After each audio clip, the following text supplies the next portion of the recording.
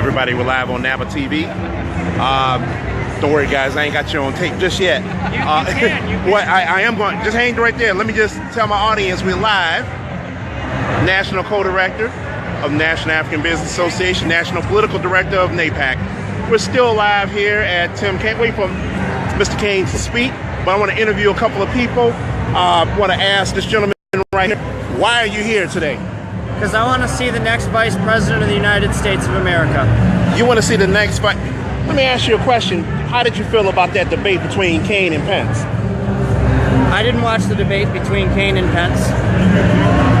In other words, he didn't have to watch the debate between Kaine, because Kaine brought a damn chainsaw to the debate and whooped Pence's ass. How did you feel about that? Why are you here today? I'm here to see the next Vice President. He's here to see the next.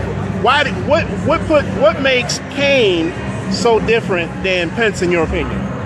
I think experience. I think he has a lot more experience, between executive and legislative and that kind of thing. I think he has. You don't think Pence is a governor of Indiana? You don't think that's experience? And I know Kaine used to be the governor of Virginia. I can cut in on this. Go, sure. Tim Kaine has been a city councilman for Richmond, Virginia. He's been mayor of Richmond, Virginia.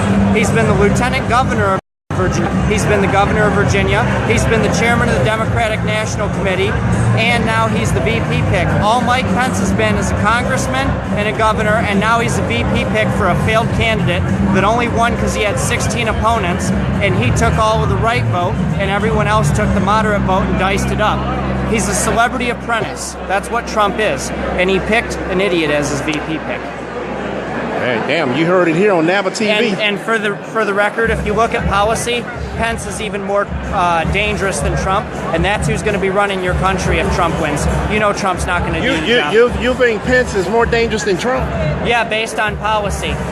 Trump's a lot of talk. Mike Pence has a track record of doing bad things.